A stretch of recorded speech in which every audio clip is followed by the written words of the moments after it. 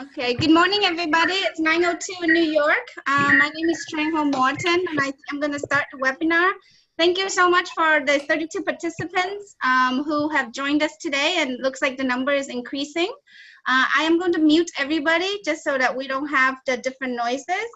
And then I'll walk you through the webinar in terms of the agenda and also the house rules for the call. So if you can just bear with me, this is our 4th global webinar, and I'm very excited to have so many of you on board, like I said. And we really look forward to hearing from Rafiq of UNICEF Ghana, but also Monica of UNICEF Kenya, who will be sharing their project's progress as well as challenges and lessons learned. We're very excited first to give you an update on the fund, such as the most recent funding round on national assessments of online CSEA, the developments with the 2019 funding round, a 2019 in-person grantee convening that we are preparing for, and also an updated safeguarding requirements that my colleague Sarah will lead us on. And like I said again, my name is Trang Ho Morton of the fund team, and I think many of you, if not all of you, already know me. I'm joined by my colleagues Amy and Serena in Amsterdam and also Tunis, respectively, and then also colleagues of the team, the broader Global Partnership to End Violence Against Children. They're both either in New York, Geneva, or traveling. And now it seems like, let me see how many people we have. We have about 37 participants, so that's a really, really good turnout, and I have a feeling we'll continue to get a higher number. And I really appreciate all of your time. I know it takes a lot to carve out 90 minutes, but this is a really exciting opportunity for us to hear from from the 2 grantees, but also to have an opportunity to exchange later on. Now I'll just walk you through some of the quick house rules, and those who have joined before, you're very familiar with them, but just for those who are joining for the first time today, we have 90 minutes for this call, so we'll do our best to be very brief and to the point. We don't have time for everybody to introduce themselves on the call, so I would like to ask that when you do ask a question, if you could please introduce yourself that way in the chat box. So if you go down on your screen, you'll be able to see a chat box where you can type in, like Sarah has done earlier. We can see your name, and then if you can type your organization if it's not apparent, and also the location of your project. So for example, if your project is working in Philippines or elsewhere, or whether it's a global or regional project. And then if you type your questions there, and the presenters will be able to read through them. And I've already muted all of you so that we don't have the background noises. So when if you need to speak, please unmute yourself. We have found that it's actually easier to do the questions if you just type them out so that the presenters or the people who are answering the questions can just see them clearly. So that would be great. And then just to let everyone know again, this call is being recorded, and we will be sharing the recording as well as a recap after today. So it's for people who have not been able to join. So that's just in terms of the introductions and house rules. Now I'm going to walk you through some of the updates that are quite exciting for us. And then if you have any questions specifically in terms of that, you can just quickly give us a question in chat. So as you may know, the End Violence Fund is now in its 4th year of operation. We started in 2016 when the first call for proposals was launched. And so far we have awarded $38 million to 48 grantee partners for a total of 47 projects. And these include the 35 projects that are in 27 countries that work on online violence with a focus on online child sexual abuse and exploitation. And then we have several regional and global projects. We also have 12 projects in Uganda and Nigeria that have been addressing violence against children in humanitarian situations. And these projects have already ended or are ending in May of 2019. They were for about a year, and they were funded by the Japanese government. And as you know, the first 2 years of grant making for online violence will focus on projects at national, regional, and international levels under the 4 overarching and integrated areas of individual systems, societies, and industry. And I'm sure majority of the people on the call today already know what that is, because you've been very busy filling out the reports for us, including the M&E tables. So, and I also know that the majority of the people from the first 2 rounds are on board, but we also have some new grantees, so I'll make an introductions of them. And then the 3rd year of grant making, which was in 2018, leading into early 2019, and that was focused on research, learning, and knowledge. And it was through a commission project that we called Disrupting Harm, Evidence to Understand Online Child Sexual Exploitation and Abuse. You must have seen a press release or a newsletter that was released in March about this project. We've also had some communication on this in the last webinar, and we've also contacted grantees in countries where this will be taking place. So I hope you know a little bit about it already, but do let us know if you have additional questions in the chat box. The project will generate national assessments, both qualitative and quantitative data of online CSEA in the 14 countries in Southern, Eastern Africa, and also Southeast Asia, as well as 2 regional reports. And we have commissioned 3 expert organizations, ECPAT International, Interpol, and UNICEF Office of Research, also known as Innocenti, to do this work. And they are on the line with us today for the first time, so we're very excited to give them a warm welcome and to welcome them into the End Violence family. And then this funding round, specifically the Disrupting Harm funding round, it will work in close consultation with national stakeholders at all stages. And while it's been focused on online CSEA, the project has also been designed to situate online CSEA in the broader context of VAC, violence against children, and all the other societal interactions with digital technologies, including the internet. And you'll get more information on this funding round because we will be seeking your support in countries in terms of the coordination and just sharing knowledge and the evidence that's already been generated as part of your project so far. So the fund will be reaching out to you as applicable as we move forward. And the partners, I know, are very keen in terms of being in touch with all of you in these countries where we'll be working on. Last but not least, the most exciting news is that we're working on a 4th funding round, and I think this will be of interest to many, many of you because we've had many questions about this in the past. So this funding round will really focus on technological solutions and innovative approaches to enhance detection and response capabilities, but it will also enable new abilities to prevent known and emerging online CSA threats.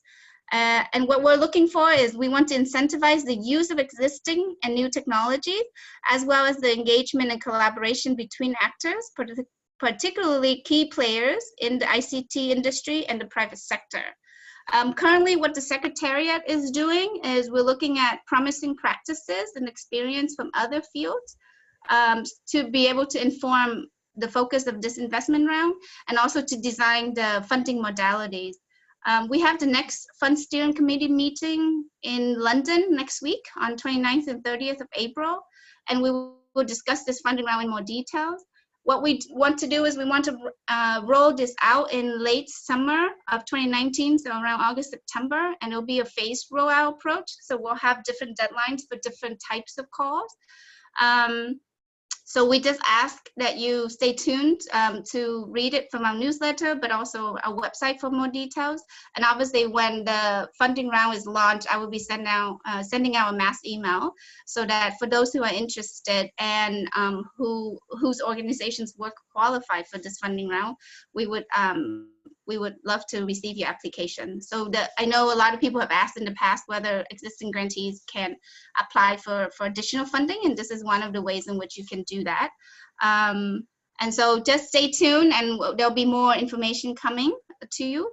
And then the last update for me, and I know this is one of the things that have been requested the most in terms of all of the different feedback that we've gotten from all of you, is that many, if not all of you, have been asking for an opportunity to be able to meet in person, to be able to share your experiences and also to learn from other people. And what we're currently doing is we are coordinating with the We Protect Global Alliance. They are holding their annual meeting in Addis Ababa. This will be the second week of December, around the 10th, 11th or 12th of December. And what we are in the process of doing is we're planning on hosting our grantee convening prior to that meeting, so that it will be a chance for us to be able to bring all of the partners that we have on board to the grantee convening. We just wanted to give you a heads up, because we know that this may take quite a lot of planning, and just so that you have it on your radar. And obviously I will be sharing many more details on this as we finalize the planning. So we very much look forward to meeting many of you. And I've already had a pleasure of being in the field with quite a few of you already, and that's been a really great experience, but also a super enriching learning opportunity. And so we will share more details, so just stay tuned.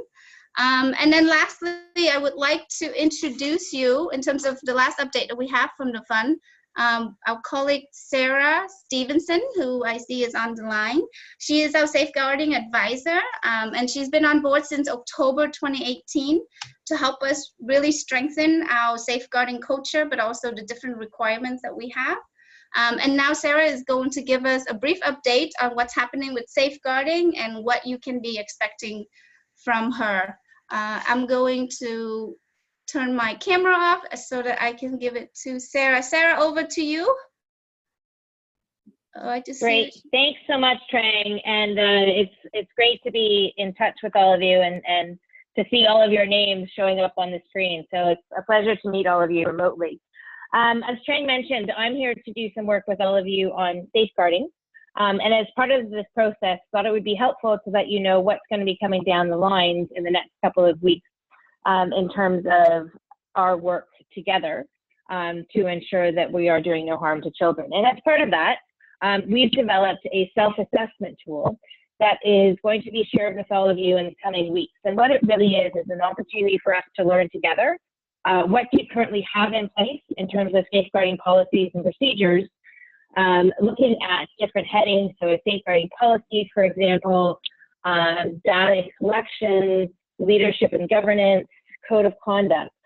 And each of these has some indicators underneath them of what we could expect to see, and opportunities for you to respond with, yes, we have this in place, we're working on it, so getting there, or no, we don't. And it really is for us to hear from you what you have so that we can work together, as I said, to strengthen it. This will be shared with you in the coming weeks. Hopefully this week and next it will be rolled out. And we ask that you complete this. If you have any questions as you're working on this, my email will be attached to the information. Please contact me directly and I'm happy to answer any questions you may have. It will hopefully help all of us as we continue to move forward. And it is the first draft of this, so if you have any questions on the process as well, of course, we'd be happy to hear from you on that. And I look forward to being in touch with you in the coming weeks and months. But thanks. Over. Thank you so much, Sarah. I'm going to give about a minute to see if anybody has any specific questions on that. And we'll be in touch with all of you as usual for the follow-up.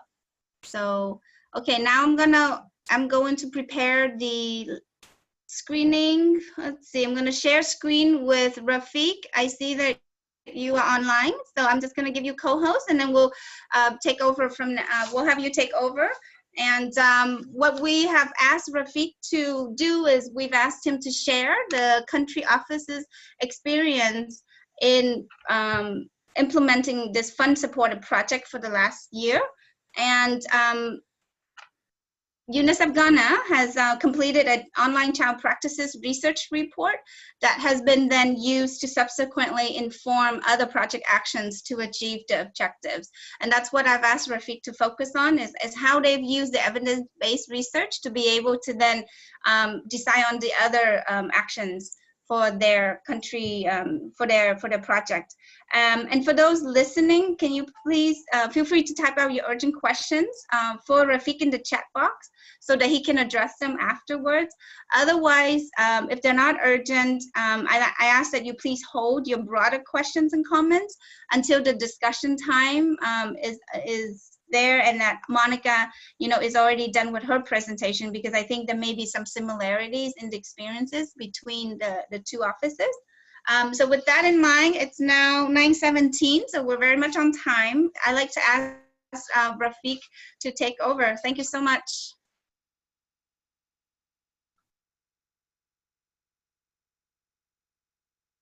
Hello. Hi, everybody. Can you hear me? Yes, I can hear you. Can you speak a little bit closer to the mic so it's a bit louder? Okay, fantastic. Awesome. So I'm just going to upload the presentation as it has been indicated. I will be talking about the findings from the report, and then how we have used those findings in the context of Ghana for the implementation of this grant. If Trang, you can help me, I think I should just press the share button and then just upload the presentation. Is that correct? Yes, you can click share and you can choose to share your screen or just the actual presentation. I saw it earlier, so whatever you did earlier, it worked just fine. Ah, okay, fantastic then. Yeah, now we see your whole entire computer. There you go. Okay. And then you can make it bigger. Yeah. Awesome, thank you. Okay, fantastic. So the idea is to share some key findings from this research, which was risks and opportunities related to children's online practices, using the standard Global Kids Online tool, which was adopted in the case of Ghana. And we were very ably supported by our office in Florence, in Ashanti. I think Daniel is online. He was the focal point from Ashanti. And Ipsos is the company which conducted this study. And overall, business process-wise, the findings and the actual report is owned by the Ministry of Communication in Ghana. So they are fully on board with that. They are the one who launched the report. So I will, during this 20 minutes presentation, I will look at the 4 or 5 key findings. There are a whole lot of findings in that. I will not go into that detail. I will send a link on the report where it is available, or you can just Google and it is available on the GKO website as well. And then the program implications, Child Protection Facilitation Toolkit, Safer Digital Ghana. These are some of the campaigns which have been informed by the findings. Ghanaians Against Child Abuse, Safe School Initiative, and what are the reforms which have been kicked by the findings from the report. Overall, for those who don't know where Ghana is, we are in West Africa. We are lower middle income country, 30 million people, top 10 growing population who is using social media as per the We Are Social report, 2018 social report. Ghanaians who are online, they use around 2.5 hours on the social media. So this is where Ghana is. It's divided in 10 regions, now 16, but when the study was conducted, it used to be 10 regions. There are divisions between the north and south and the center. There are disparities as well in terms of who uses internet and when and how they use it. Quickly, study design, as I said, standard tools. But one thing which I want to highlight from this presentation, from this slide, is there's too much text, but one thing which is important to know is that we had to do the oversampling. Usually GKO studies, they don't require this much of sample, but we had to do that because we wanted to have the regionally representative sample. So 10 regions. So that's why we had to do 2,000 interviews for 2,000 children and 1,000 parents. So it was fairly large sample size. And qualitative data was also collected from 19 focus group discussions. There were 5 key questions which usually studies like that they look at. One is access, user practices and skills, opportunities, risks, and support control measures. All questions have implications on our programming, the way we are working with the government or the way we are advancing our programming.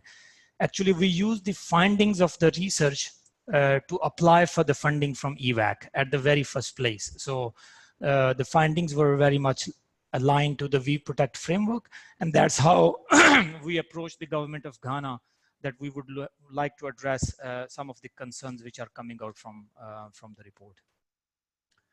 So here are 5 key findings. The first one is about 3 out of 10 children in Ghana have experienced something that bothered them online. Of course, very much focusing on the unpleasant incidents. The second one was 4 out of 10 children accept all friendship requests made to them by people that they have never met. So that demonstrates of course, the risky behavior. Then 4 out of 10, again, 40% of all the children who access internet have seen sexually explicit images online in Ghana. Then 4 out of 10 children don't feel safe online when they are using internet. So if we see there is a kind of a pattern, there are 4 or 5 kind of findings which are around 40%, which are the past 3 findings that I've shown. Then 2 out of 10 children and adolescents have met someone in person that they first got to know online. So that is another finding which is, of course, indicates risk.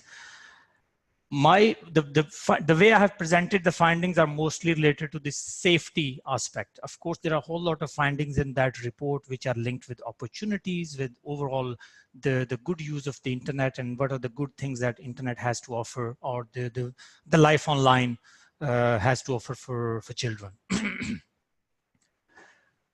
Based on so this is the last one. 5 out of 10 children and adolescents who had a bad experience while online talk to their peers.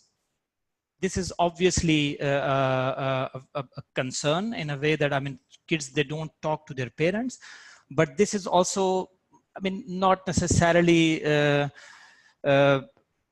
kids, they cannot talk to their parents because they're not necessarily aware of what the internet offers. So there is a kind of a knowledge and skills gap between parents and this generation of children and adolescents. So based on the report and findings, we sat with the government of Ghana. There are a couple of ministries which we work with. One is the Ministry of Gender, Children and Social Protection. The other one is Ministry of Communication, and then Ministry of Local Government and Rural Development. These are the 3 key ministries. The document that you see on the screen right now on the left side is a document which was done in 2016. It's called Child Protection Facilitation Toolkit. It gives practitioners on the ground who are interacting with parents and children very practical tools to engage with them for behavior change related issues. The overall objective, of course, is to prevent and respond to violence against children and to promote better parenting skills. In 2017, once we had this study, 2017-2018, on the right side, you will see an additional document which we included in the toolkit, which introduces new modules on specifically activities for adolescents from 10 to 19 years of age. It has a lot of tools, mainly focused on sexual and reproductive health, gender, and overall sexual and gender-based violence related issues. However, within that, there is a tool number 5, which we introduced and which is currently being used in the field, which is linked with child online safety. The business owner of this document is the government again. So we, as UNICEF, of course, we support, and then there are a whole lot of other NGOs, as you will see at the bottom of the document on the left side, who are part of this initiative as well. The way the toolkit is structured is that it focuses on some of the key findings from the research and brings them kind of to life. The idea of this slide is not to read through all the text, but I mean just to see that how this visually looks. This toolkit, which is being used by staff of the Department of Social Welfare, Community Development, NGO professionals at the district level, at the community level, to basically teach children how to stay safe while they are online. This is one stream of our work. The other stream of work I'll talk about a bit later as part of the Safe School initiative. And on the left side, the tools are done in a way that people can actually relate to them, and they also reinforce some of the positives, as I mean, asking parents to spend time with their kids while they're online and asking them to get engaged with them while they're online. What you see on the screen on the right is our first attempt to include some of the components of child online safety in the schools in Ghana.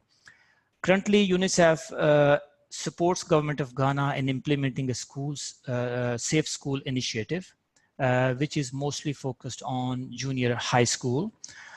The idea is that we incorporate some more material as part of the ICT curricula in the schools. As of now, we are not ready. We don't have that. Some of you may have received an email from me requesting for information because we want to put something together for the school curricula. But as of now, we are using something on the right in addition to the toolkit which I showed earlier, as part of this Safe School initiative, which is to prevent violence in schools and then to respond to violence in school. And within that, of course, online violence as well. Number 3 is the component where the findings from the report have been incorporated in a national campaign, which is every year, 1 month in October, which is called A Safer Digital Ghana. And that is a 1-month public awareness raising program. In 2017, what you see on the screen, there are 4 pillars of this campaign. In 2017, there were 3 pillars, which was government, businesses, and public. When the findings from this research report came out, we were able to advocate with the government of Ghana to add another component, which is focused exclusively on children.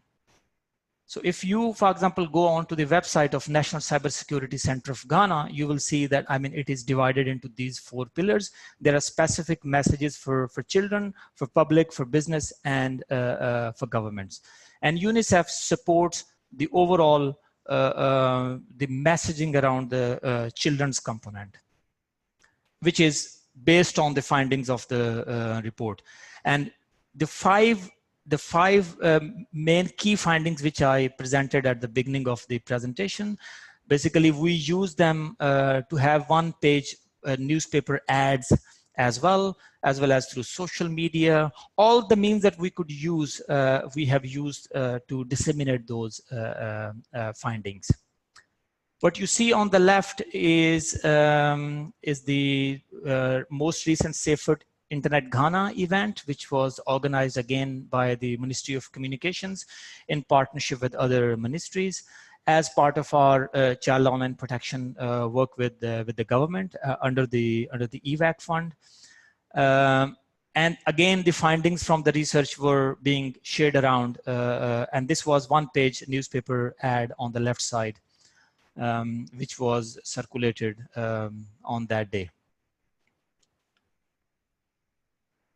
At the bottom of the screen, you will see there is a campaign in Ghana, which is the Ghanaians Against Child Abuse. It has 11 pillars: child sexual abuse, child trafficking, child marriage. One of the pillars which has been added in 2018 is related to child online protection. And that is again based on the findings from the report. There was an overwhelming evidence that, I mean, this is one of the risks which should be added to the 10 already existing risks within the Ghanaians Against Child Abuse. This is the national campaign, which is again led by 3 government ministries, supported by multiple partners, COICA, USAID, Canada, UNICEF, Ministry of Education, Ministry of Gender, Ministry of Local Government and Rural Development. You can follow us on GACA Ghana, specifically to this campaign, which does a lot of covers different issues. When the report came out at that time, UNICEF was supporting the government of Ghana in reviewing the different child-related laws which exist. And the child online protection was added to that legal review. We wanted the laws to be reviewed from the angle whether the offenses which are committed against children online are covered in the laws or not. Based on that, on the right side of the screen, you will see a position paper was circulated in Ghana, which looked at the existing laws and gaps which were identified. This position paper was supported through the funding from EVAC fund as well. And the position paper clearly identified a few gaps. Based on that, we have supported the drafting of amendments to different laws of Ghana. Those amendments are available with us. We have submitted those to the government of Ghana for consideration. We are hoping that they will be taken to the parliament at some point in time during 2019. Some of the offenses which have been introduced include child prostitution and child pornography. I personally don't like these titles because I don't think that we should put child in front of the prostitution or child in front of pornography.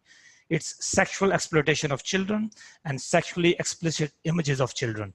But that is the terminology which is used here in the legal domain in Ghana. So I'm just using those for now.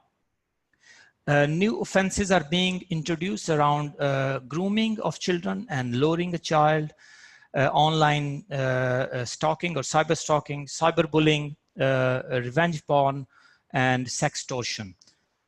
If you need to learn more about that, I will be happy to share the link to the position paper as well as to the draft amendments at the end of the session. What is that we have learned? What we have learned is, I will start with the last one. Most of our work which is being done is with the National Cybersecurity Center at the Ministry of Communication. Now, the problem with that is that cybersecurity overall infrastructure in Ghana is under development at this stage. Recently, government of Ghana went through an assessment in which it found, which was done by the World Bank through Oxford University. Oxford University have set up a cybersecurity center which assesses the ability of different governments to respond to threats. Cybersecurity threats. So that assessment found that Ghana is basically developing its capability. It's not mature. It's not. We are part of that effort. So we are lucky that, I mean, Ghana is still thinking about it. So they came up with National Cybersecurity Strategy, and we were able to have the child online protection included in that strategy. All the work which I have presented is linked to the National Cybersecurity Strategy most of the time. Now, problem with that is that things move slowly in that domain. It's not something which can happen in a year or two. So we have seen that the movement is a little bit slow, but we just wants to wait and go with the flow rather than look at the timelines of the project and then panic. We still have 2 more years, and we are hoping that within the 2 years that we will be able to have a fantastic child online protection unit within the National Cybersecurity Center, which already exists, but that is currently with the support from UNICEF. Now, on the second last, which is the broader engagement of stakeholders, it is important not to rely on one player.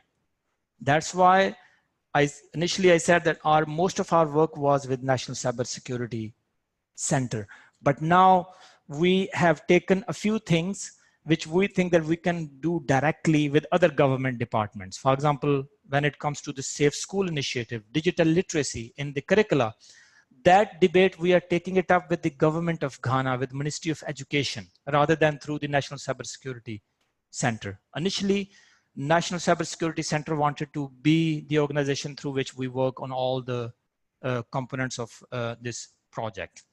The same is Ghanaians Against Child Abuse campaign. That is not necessarily linked with the National Cybersecurity Center. While we are part of the Safer Digital Ghana campaign, but we are also supporting the overall other public advocacy initiatives linked with child online protection.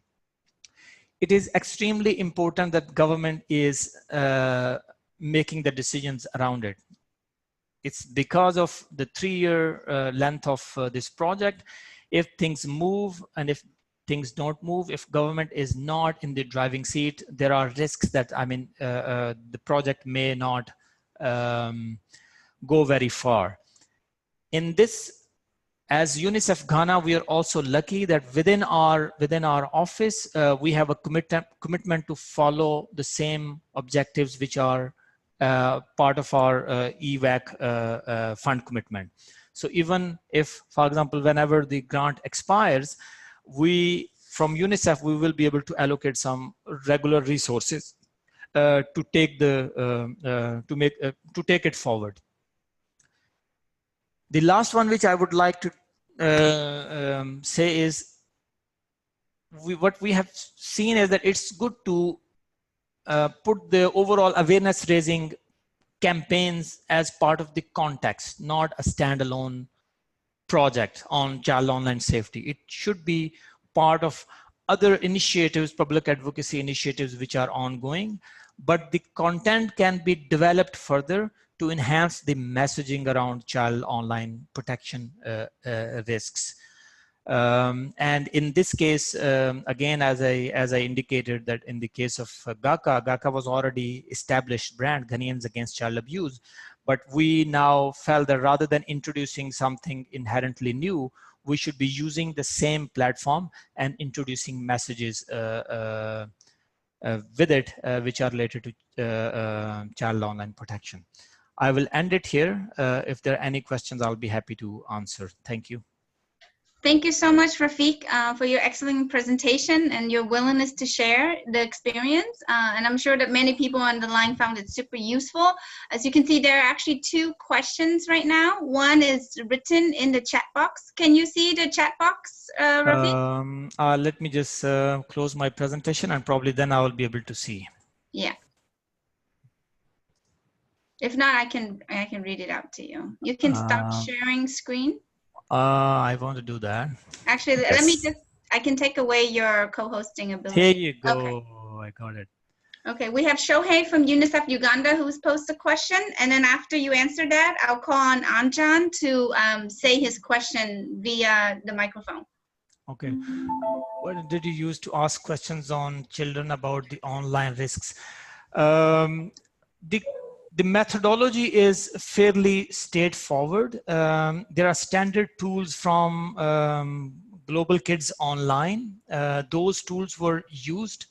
We modified some of the tools just because of the language related issues. I can share the link to the report, which has at the end all the questions as well, if that would help. Okay, great. Anjan, do you want to unmute your mic? I mean, sorry. Thank you very much, Trang, and thanks, Rafiq, for your excellent presentation. I think you covered pretty much a wide range of issues. My question is specifically related to the legal amendments that you are proposing. Yeah. And you mentioned that you know, the introduction of the two terms, child prostitution and child pornography, and I totally understand the perspective from where you are bringing, you know, it has to align with the legal provisions, but we understand your concerns about the term.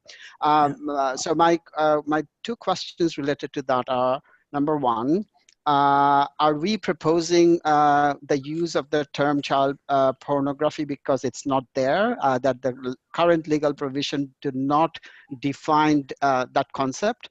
And the second question is in terms of legal harmonization, which international legal instruments are we trying to align with? Are you referencing to the Lanzarote Convention or the COE, Council of Europe Convention, or any other you know, international instruments that we can use as benchmark? Just a question.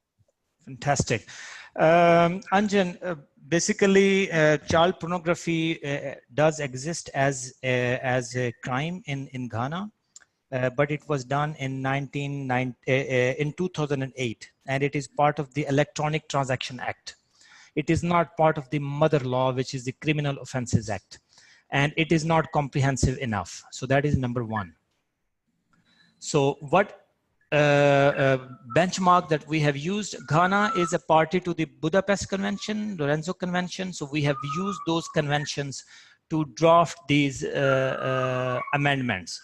I'm sharing right now a link to the position paper, which is right now in the chat box, that basically defines what are the sources that we are using to introduce these offenses. In some of the, in the case of child pornography, we are strengthening the existing legislative framework, while the others, they simply don't exist. And these are not the only ones which we are introducing. So I just want to clarify that these amendments will go as a package in addition to other amendments, which are related to, for example, we are redefining rape in Ghana. The current definition of rape, it seems like as if it is only against women. We are redefining the word carnal knowledge, which is a British colonial era word, which does not give you the gravity of the situation. Defilement is still a word which is used for child sexual abuse in Ghana. We want to change that to child sexual abuse. So there are quite a few other components which we are addressing alongside child pornography and child prostitution. Excellent. Thank you so much. Just a very quick follow-up question. Are you, as a package, also looking at procedural law? Because those are very relevant for, you know, the evidence, seizure of, you know, evidence and all of that, the court proceedings. Indeed. Yeah, okay. Yeah, absolutely. So I'll share the law which we have submitted to the government for now. So have a look at it. If there are things that which can be improved, for example, I know the Amy spoke to me when we were in Addis last month, and she said if live streaming is covered in the law or not. And I said I will confirm. As of now, it is not covered. So we would like to rely on and get some advice from other country offices where live streaming is, for example, has been made an offense in the law, and the kind of a language that we can bring in. So if there are any colleagues who are hearing this call, please do share with us if there are any provisions that you may have in your country offices related to live streaming. Okay, thank you so much. Thank you. All right, thank you so much, Rafiq. I see that Daniel has made a comment to Shohei, but everyone can see it in terms of how the Global Kids Online was done in Ghana in terms of the field work and the training that the enumerators all got. Also, I should have mentioned that Daniel is on the line representing UNICEF Innocenti. He's going to be leading the children's perspective of the Disrupting Harm project, the last funding round that I mentioned, where we will be conducting 14 Global Kids Online in the 14 countries where the assessments will take place. And I know that Global Kids Online have finalized at least 15 surveys already, and so the experiences that they've had in the last few years will be able to feed into the generation of new evidence for this funding round. So we're very excited about that.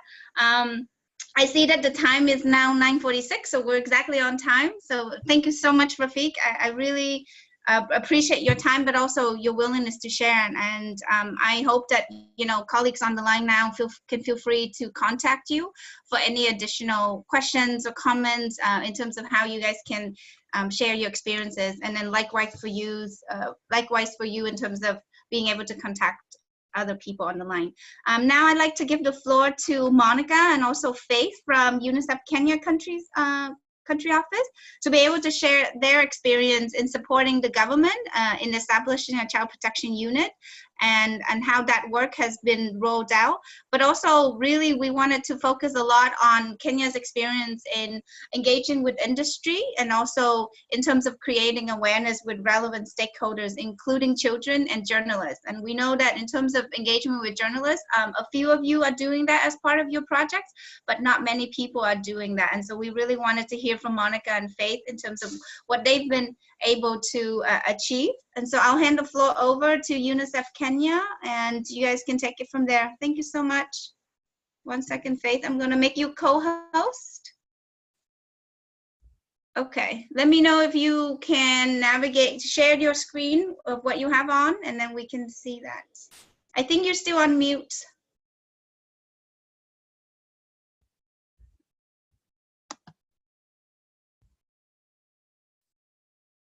Okay. Can you talk? I can see that your mic is on, Faith. I think we are online now. So. Yes, but there's a bit of an echo. Do you have two computers in the room by any chance? Because sometimes that happens. We have. Okay, I think you'll have to close one down because otherwise the echo will be very bad. Okay, so now we closed one. Okay, let's see. Is that better? Yes, in our end at least. I'm still echoing. Hold on, let me log out from the other one. Yeah.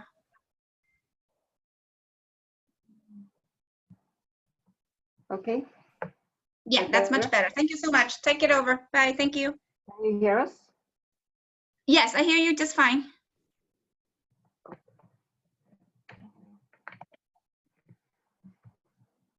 Can you hear us? Yes.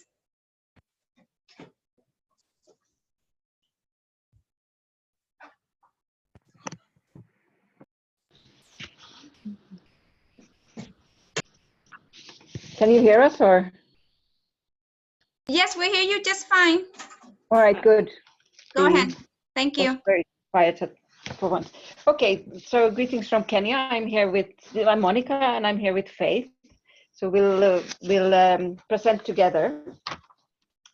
First of all, thank you for this opportunity for us to share with you. We have a shorter PowerPoint that we are presenting here, but I think if we disseminate something, it's going to be a little bit longer because we had a few elements that we are not going to, in the interest of time, we are not going to cover here. So we wanted first to start with looking a little bit in terms of how the internet penetration has grown in Kenya. So in 2017, the penetration was about almost 90%, which was up from 0.7 in 2000. The graph that you see here also shows the kind of steady growth during just 1 year of the internet subscriptions. We are now around 42 million subscriptions in Kenya. And what is interesting is that 99% of these subscriptions are through mobile devices. That, of course, means quite a lot when we're talking about children accessing internet. So there was a UNICEF-supported study in 2013 that looked at, that stated that 42% of children aged 12 to 17 could access internet about 2 to 3 times a day. And this was back in 2013, so we expect that this is now much higher, but we don't have more recent data on that for now. So we're going to look at something that looks very familiar to you in terms of the key building blocks of the model national framework, and we are going to situate all of those interventions that we've done within this framework that we are all familiar with. So I'll basically take you through what we have done so far as regards the polity and governance. And here I'll talk more on the leadership and the coordination within the technical working group. So the chair is the Communications Authority of Kenya. And I know for most people would expect it to be the line ministry in charge of children affairs. But in our case in Kenya, we have the Department of Children's Services, which is within the ministry in charge of children affairs, being the secretariat to the working group. And this was made as a decision through a consultative process with all the members within who had been invited for the technical working group. And the membership covers both the government and the UN and NGOs. So the deliberation to have the Communications Authority of Kenya as the chair was based on the fact that they are the regulator of the communications industry within Kenya. And also, before the technical working group was constituted, the Communications Authority had already initiated work around child online protection. They had already started discussions on developing a framework, or rather a strategy for child online protection within Kenya. And also in 2015, they launched a campaign on child online protection. So it was easy to second Communications Authority as the chair, so that they could provide leadership to the technical working group. And they are working very closely with the Department of Children's Services as the co-chair. Okay, so let's look then a little bit at two other components, so on criminal justice and victim support. What I think is interesting is that Kenya has this, if you look at the green box there, they've established this anti-human trafficking and child protection unit, which really is a cooperation between two line ministries, the Ministry of Interior and National Coordination and the Ministry of Labor and Social Protection. So it's a unit that provides services to victims of child online protection violations, and also kind of provides undertakes the investigations of these cases. The unit was established in 2016, and we think it's the first of its kind, at least definitely in East Africa and maybe in Africa as a whole, as a unit that is kind of getting referrals directly from the National Center for Missing and Exploited Children in the US, who in turn also gets all referrals from US-based technology companies such as Facebook, Google, Instagram, WhatsApp, and Snapchat, and so on. So when referrals or reports are made to NCMEC, they will do an initial investigation and identify what the IP address is, where the material is originating from. Once this has been established, they then kind of put the material together and then share it with Kenya if the material is originating in Kenya. And this material comes to this anti-human trafficking and child protection unit, where it's first received by this cyber operations unit, and they start their kind of initial investigations here. The numbers have varied a little bit, but I've been surprised to hear that they are getting around, again, numbers are varying, they get around 80 referrals a day from NCMEC. Some of them, the material that is received is really just maybe poor taste or something that is pretending to be funny but isn't really kind of criminal. But out of these cases, there's about 5 or so that are seen as more grave material, and that is then put forward for further investigation here in Kenya. there is another kind of unit of this or section within this unit that is the forensic lab that undertakes more kind of forensic analysis of all the submissions that have been received by the unit. There is also then a victim identification suite, which is directly linked to the Interpol child sexual exploitation database, and therefore through that database can also help in identifying victims. The unit has about 22 police officers or investigators who have been specifically trained in investigations on child protection and child violations online. It's important to note that, I mean, this unit has been very strongly supported by UNODC, so I think they've done a really great job in supporting this unit. It's also been supported by the British High Commission and then also by us from UNICEF. So the unit, in addition to the police officers, also has 4 child protection officers from the Department of Children's Services. They recently launched this unit in a new location where all the kind of technical experts are in one location. We also have set up a kind of a witness room, so it would be possible later on to stream live to courts. But as I understand that that's not quite possible under Kenyan law yet. I'm looking at Faith here, who is the legal expert, but isn't that right, Faith? Or? Yeah, that's the position. But we are currently reviewing our children's law, which will give more provision for such to be provided for in law and make it easy for the presentation of video evidence in court. So that's still to come. What else about the unit? Yes, the idea and the vision really is to make this this unit kind of a center of excellence for East Africa, Southern Africa, and maybe beyond. I think it will trigger quite a lot of interest in the region and beyond for other countries to come and see how this operates. The unit is currently based in Nairobi, but we are through the funds received through the EVAC grant, supporting the setup of a similar unit in Mombasa, and then later on it will also expand to Kisumu, that is on the border towards Uganda.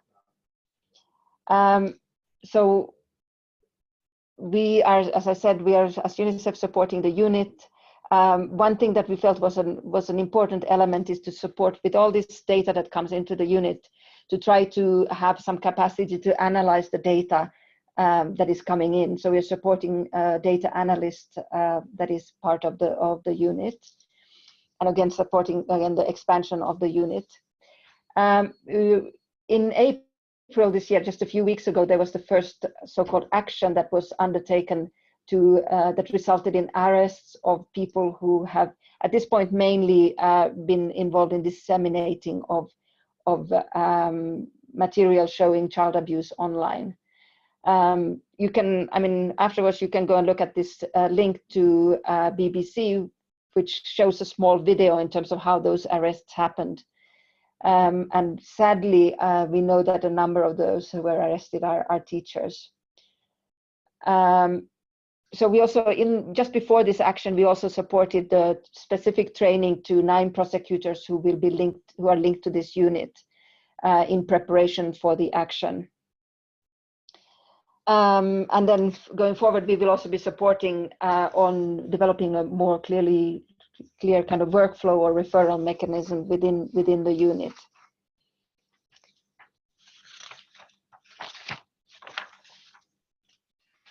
Yes, so then finally also to show that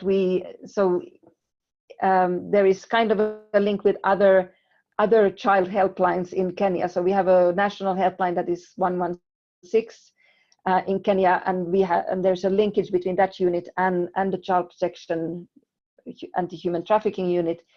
So in terms of a child reporting to the 116 about child online abuse and exploitation, they will be directly referred to the anti-human trafficking and child protection unit. And the Child Helpline International, that is, or the Child Helpline in Kenya that is operating this helpline, has also been supported by training from the Child Helpline International and the ICMEC that have also been supported under the EVAC grants. Separately to this, the Communications Authority of Kenya also has a national Kenya computer incident response team center, which can also receive reports on improper material online, but also can receive referrals of children who have been exploited. There again, they will then also refer to the Anti-Human Trafficking and Child Protection Unit individual cases who come to their knowledge. Well, so linking with the societal and media and communications capabilities, we held an interesting interactive session with the journalists, children, parents, and teachers. So our selection of these students was to see how different socioeconomic classes have different risks and they access the internet differently. So we had one school from a middle class or more like a upper class area, and then the other school was from low income area. So basically this was to see how the two have, or rather have risks, experience risks of the internet. So we have this initiative called the News Cafe, which has different topics. And in March, we had the opportunity to discuss with them on keeping children safe online. So it was interesting to hear from the children when they highlight the issues they have faced. Some don't realize actually it is something they have to follow up with.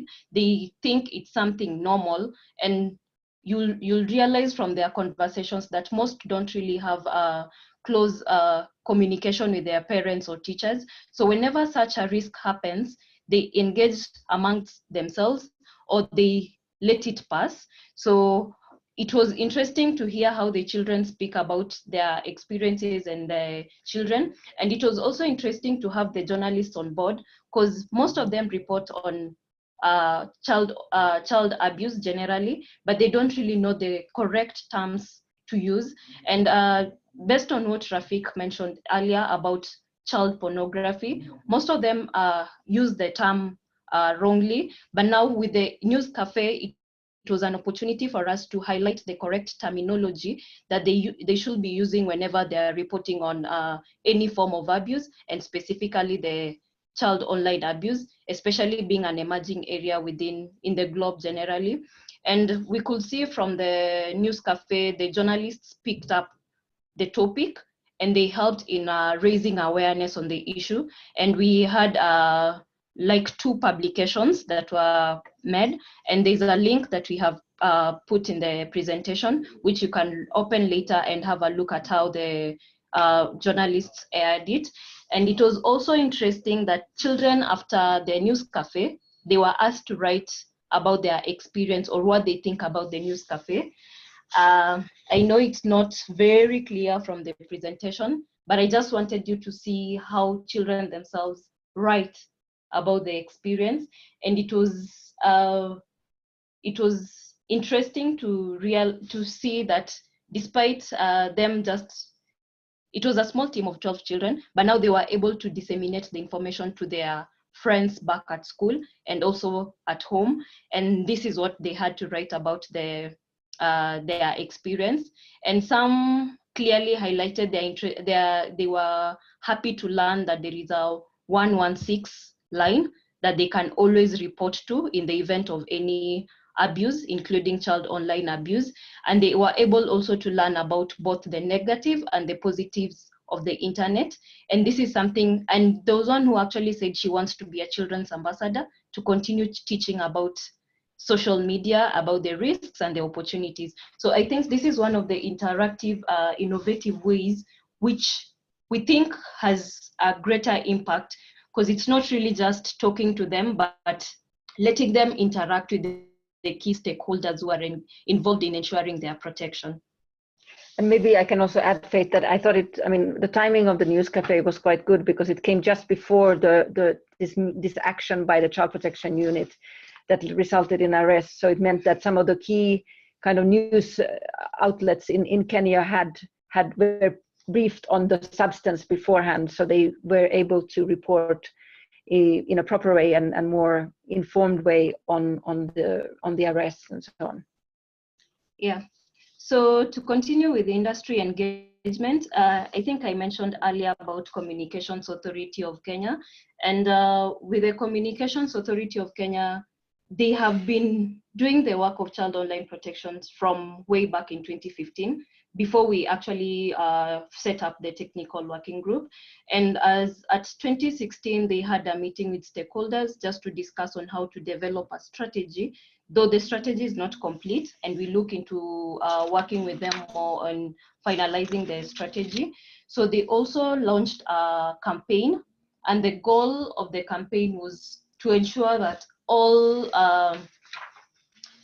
the goal of the campaign was to prepare the country at large to handle the revolution of responsibly for our children, because it's not an issue of one stakeholder, but everyone is involved in ensuring protection for children on the online space.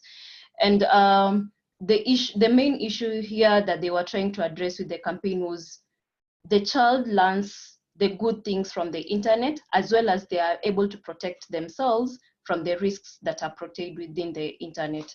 So the campaign was called the Be the Cop campaign. And as part of the campaign, they launched a publication, which is called A Guide to Child Online Protection. And this is a booklet that we continue using with whenever we are having dissemination forums with the children. And this booklet was heavily linked to the ITU guidelines on child online protection. And currently, engaging children in developing a practical guide for child online protection that is covering the parents, teachers, and the children, teachers, and parents. So it's something more practical, and it's basically heavily linked to the ITU guidelines that have already been developed. So in terms of lessons learned and some of the challenges that we have encounter, I mean, it comes to as no surprise to say that we really realize that collaboration and coordination among key stakeholders is key. And it really requires a multi-stakeholder approach, I think maybe more so than many other areas of protection or child protection. We've seen the importance of industry engagement and the commitment by industries on children's rights and business principles for the successful protection of children online. I mean, just as a small example, for example, the child protection unit that has been established in order to be able to identify who is behind a certain VPN address that has disseminated or produced abusive material involving children online. We really need to work with, or they need to be able to get that information from the internet service providers like Safaricom or others. So it is important that they are part of this work when it comes to developing strategies or plans or so on. It's too late to bring them on board when we are dealing with individual cases already. Child participation and media engagement has been very important to raising awareness on internet safety, and also to get the media on board in reporting in a child-friendly and child-sensitive manner on these issues, and maybe avoiding some of those sensationalist statements and so on, and getting the terminology right. When we start to actually work on prosecutions and arrests, it's really important that we have a child protection system which provides integrated services to victims and survivors. And that is key. And I think we have also a long way to go on this in Kenya, but at least with the integration of the Department of Children's Services and the police within this child protection unit, we've taken a great step forward. The anti-human trafficking and child protection unit has really been an important step forward in order to support investigations and victim support, and we think that it can be something that other countries in the region can also learn from. In terms of the way forward, we will continue to support the coordination of all stakeholders within the technical working group. This will be very important going forward. We look at how we can work closer together with other co-grantees within Kenya, especially the Child Helpline International and ICMEC. We have advertised for a consultancy to undertake a review of the model national response, or a stock taking of the model national response in Kenya, to see where we are at and where we have gaps, and based on that to develop a national plan of action on child online protection in Kenya. Then also we will continue to support the Child Protection Unit and its expansion. We also feel that it's important to undertake a CAP survey to get a bit of a better understanding, or an updated understanding, on child online protection issues among children, parents, and teachers, and that will then also formulate the way forward for us on that. I think with that, it's over to Trang. Okay, thank you so much, Faith and Monica, for sharing your experience. It's really helpful to see how you've been able to engage industry, but also children themselves and journalists, to be able to really bring this issue to the forefront. I know that we have some comments and questions in the chat box, if you could address them. And then I actually have a question for clarification from my side as well. But let's go with what Rafiq is saying. Can you see the chat box? And we also have questions from David from Albania, and also Emily from Thorn. Over to you, Faith and Monica. So Rafiq's question is about having access to the material being used to directly engage with children and parents from Kenya. I mean, we can share the links with the material that was developed with the Communications Authority of Kenya, if that's what you had in mind. Yeah, but more is yet to be developed. Especially this will be informed by the CAP survey, the results of the CAP survey, and also the feedback from the assessment of the We Protect model national response, the level of implementation. Based on the results, now we'll develop specific materials tailored for the children and the stakeholders within Kenya. So for now, we could share the few that we have, but more detailed one will come later. And in terms of the question from Albania, the police officers were trained by UNODC, and they've been supported by consultants from the UK. So and I know they've also been, with the support of the British High Commission, drawing on technical expertise from the police in the UK. And the prosecutors we supported with that training. It was a very brief training, and we are going to expand further on that. So for the officers, I can also add that ICMEC and ICMEC were also involved in the training. So I don't know if Child Helpline International was also there, but heavily it was ICMEC and UNODC and the British High Commission in Kenya. And then there's a question we're reading as we are saying, the big tech companies are sending reports directly to the Kenyan Child Protection Unit, or are those reports? No, they're coming through NECMEC. So they are not coming to us directly. They're coming through NECMEC, who then does an initial investigation and then send us the bundles for further investigation here. Actually, I had a question of clarification on that, Monica and Faith. I think, did you say it was 18 cases or so a day, or 80 or 18? And then of those, you said that 5 were of grave offenses. What were the rest of them, or were they like in the gray area? So they were, many of them were in the gray area. And I think it's also a matter of prioritizing in terms of what can be, where you can identify somebody, either the perpetrator or the victims.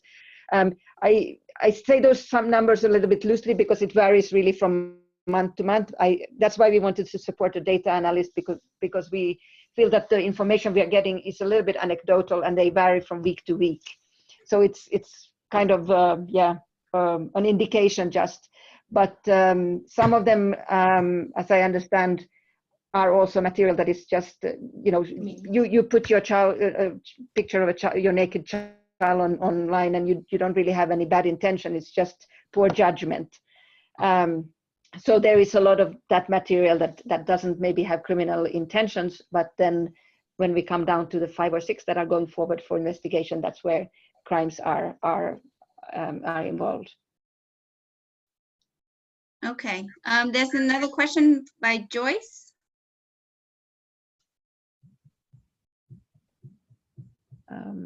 I think Joyce is in Ghana. I think she's with Rafik. Is that the training for the police, or what she is referring to? She wants us to share the contents for training on how to handle potentially police or prosecutors, right? Because I think you talked about training the prosecutors as well. Yeah. I'm looking at. So I could actually get that from the British High Commission, because they're the ones who facilitated the training. They have a child prosecutor expert within Kenya who helped in doing the training. So we could actually get the material and share with you. And I think this is something that actually was news for me. I didn't know that the British High Commission, for example, has prosecutors within their embassies here. And she has been very supportive and a great resource, local resource for this work. So maybe it's something that others can explore as well. And I think, as I understand, she's not just focusing on this, but it's also other kind of issues around child trafficking or other maybe custodial issues between the countries relating to children. Okay, and there's a comment from Dr. Rinchen Chofo from SciVac. Yes, I will be sending the presentations and the recap and the recording after this webinar. So just stay tuned, I will do that. I want to know, we have about 12 more minutes on the call in case any other people have questions. Anjan has a question.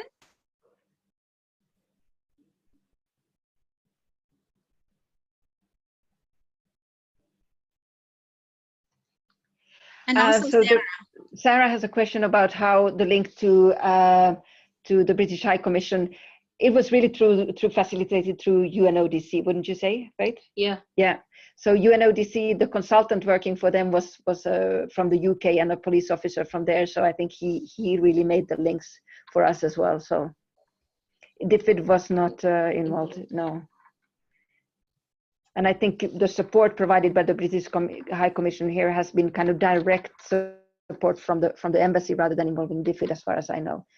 And then there's another question: is the upgrade of the system within the child line complete? During June 2016, they were being revised to integrate classification of call related to online offenses. I think it's in the piloting stage. Yeah. Is this for CPIMS or? Yeah.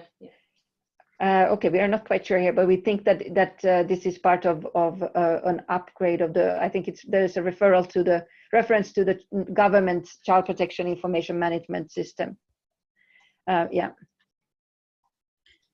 And SciVac has a question on whether you could expand a little bit more about the News Cafe. So the News Cafe is a product of our communications team. So they have regularly these news cafes. So for child protection, we've had one just in general on child violence against children. There's been some on HIV, and different topics of areas that UNICEF works in. And it really is a way of engaging the media and getting them more aware of the issues that we are working with. And I know that when we had the one on violence against children, more generally, there was a lot of debate on what is child abuse and what is not child abuse, if corporal punishment is child abuse. So it was really about helping to create awareness and sensitize the media on these issues. So the child online protection one was part of this series of engagement, and it really has been a very good way of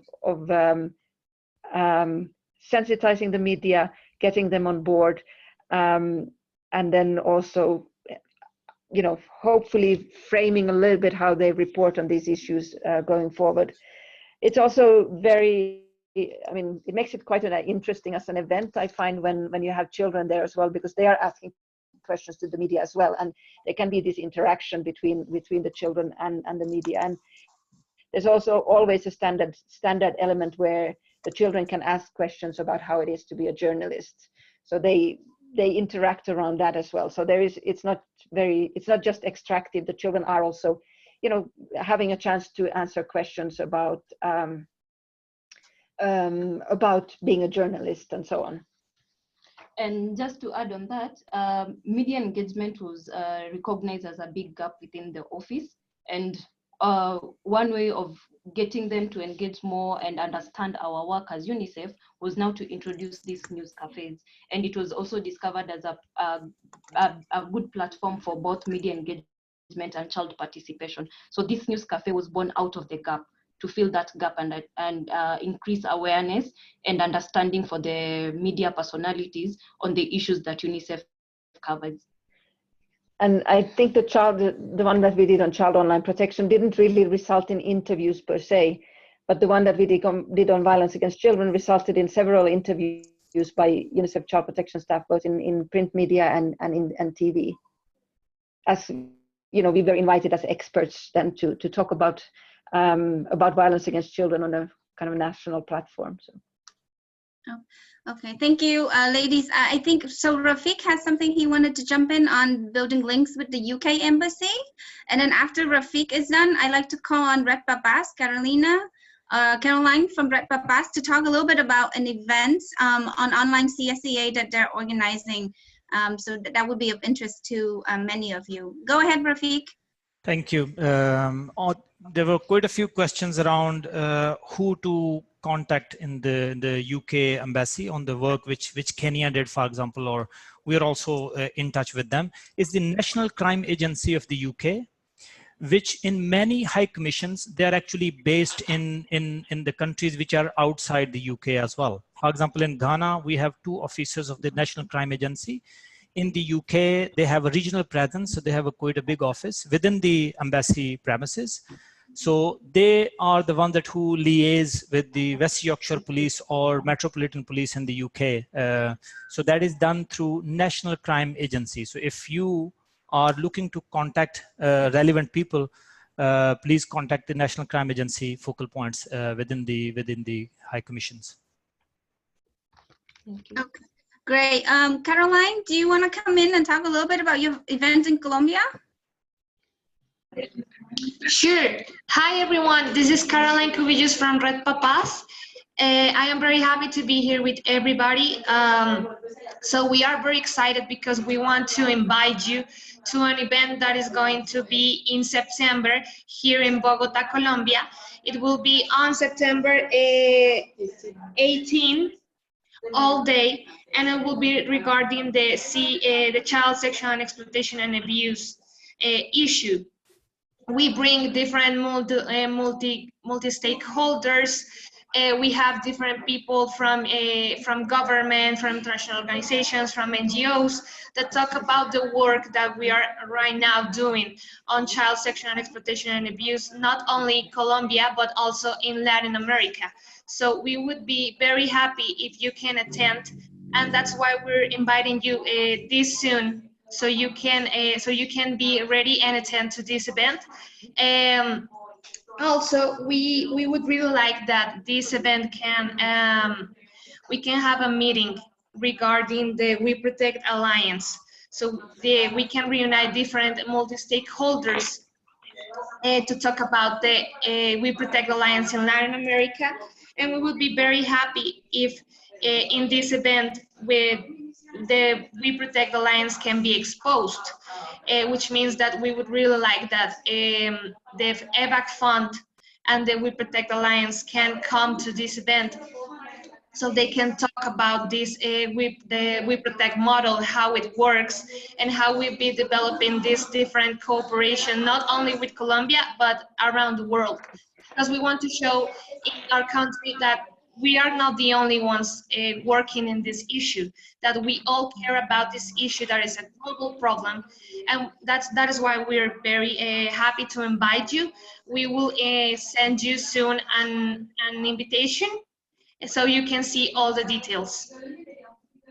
That's great. Thank you so much, Caroline. And the team and I can take it offline with you as well in terms of the ways that we can collaborate for this event. Can you clarify if the event will also be with English translation or interpretation? Just because I know a lot of events in Latin America are usually exclusively Spanish. Because I think that would be helpful for others to know what to expect. Yes, we've been doing this event for a few years, and normally we have a translator, so there would be no problem. Okay, great. Thank you so much. It's now 10:26, so we only have 4 more minutes, but it seems like everybody has had a chance to ask their questions and we don't have any more. So I would just like to do closing and next steps. Again, thank you so much to everybody who's joined us today, particularly to Rafiq, Faith, and Monica for sharing your experiences. As you can see in the chat box, there's a lot of interest and people really appreciating your efforts. And for us, the webinars, it's just one of the ways in which we would like to facilitate communication and exchanges of knowledge and lessons learned amongst all the grantees, particularly now that as we continue to have more and more grantee partners. And so we like to continue this effort. My plan is to do this quarterly. So, every few months we can expect to have a webinar. And as usual, if you have specific topics or thematic areas that you would like us to focus on, please feel free to send me an email with Amy and Serena in copy so that we can work to coordinate the ways in which we organize the webinar. And then, if we don't have volunteers to present, I take it upon myself to approach people and ask them for their willingness to share. And I think that it works well, but I would love to get some feedback from you. So just feel free to shoot me an email to see how we can make this more useful for you. The other thing I wanted to say is thank you to those people, grantees, who've been really proactive in sharing your achievements to the fund unit, not only through the reporting mechanisms, but also, through a heads up by email or through a newsletter contribution. We really want to be able to amplify your messages and really to share the results that you're achieving on the ground globally. So this is really important for us. So just keep us in mind. We do have a social media specialist on board with us, and we have more comms capacity now as well to be able to consider case studies that we can write up. So it's just really a way for us to build our presence on social media, but in terms of just comms products. So please feel free to reach out to me and to the team and share with us. And I think that's it. So in terms of next steps, for the next funding round, just keep an eye out. As soon as I get more information in terms of, the focus on the calls and so on, I will share that with you. And we look forward to being in contact with you and just continuing the conversation. Thank you so much, everybody. Rafiq and Monica, if I can please have you send the presentations today so that I can do a follow-up to everybody and share the recording as well. Thank you. I'm going to sign up from New York. Have a good day. Enjoy your night or day. Thank you so much. Ciao.